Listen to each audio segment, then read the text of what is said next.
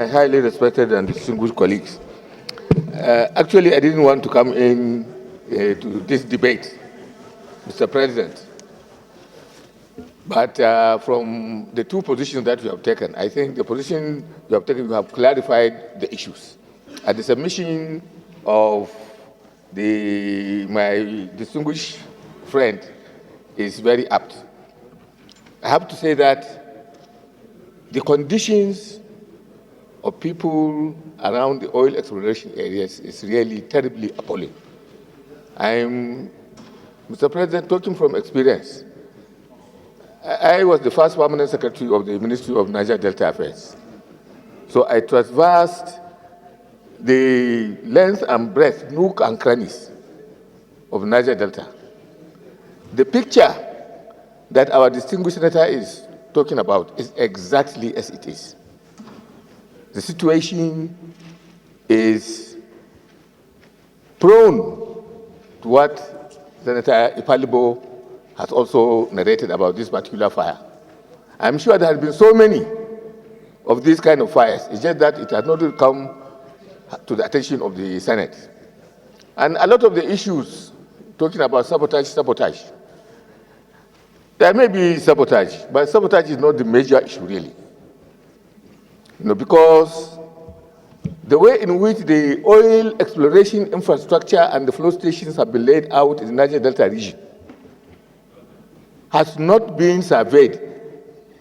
In fact, at the beginning, I think, of the development of the Nigerian oil industry, Shell and other corporations were just allowed to lay pipes to their own economic convenience without regard for any environmental surveying to make sure that certain areas, there are certain specified designated areas where pipelines and flow stations should be located.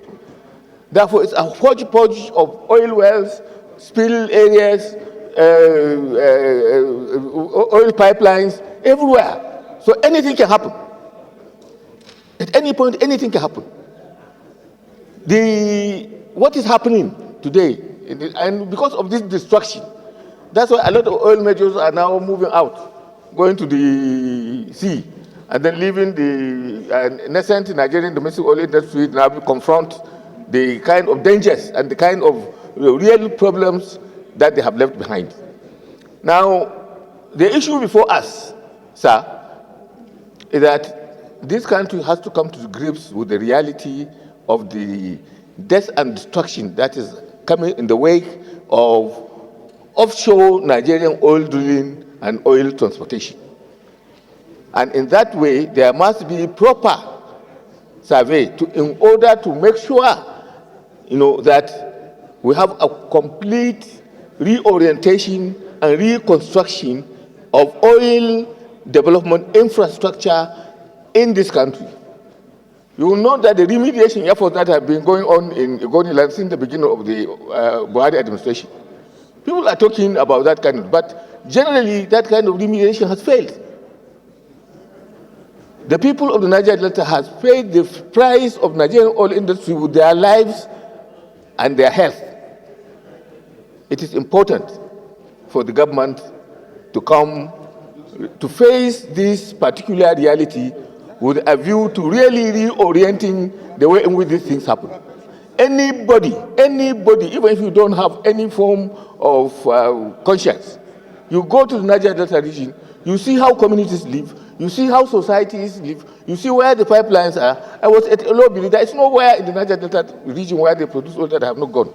In my capacity, Mr. President, we were together with you in the 8th Senate, when we are all members of the Niger Delta Niger Delta Development Committee. But I have gone even much further because I was first permanent secretary of the ministry that was supervising the thing. It's not late now. The government has to come to the grips not just about the health of those communities and the possibilities of fire coming out everywhere. The incident that my distinguished Senator Ipalibo was saying is just one. There are so many hundreds of them, but it's just that they are not reported. People are dying.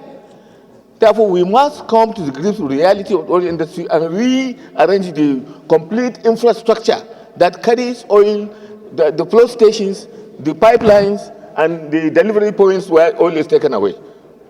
Those old pipelines that my colleague talked about must be removed. There must be a complete relaying of this kind of thing, well-surveyed infrastructure, so that the domestic oil industry on land, should be rehabilitated. But I think an emergency, an oil development emergency, should be set up this country to sort out this issue. Otherwise, we are sacrificing a whole section of this country, for the benefit of a few. Thank you, Mr. Chairman. Thank you very much. And now you'll be granted to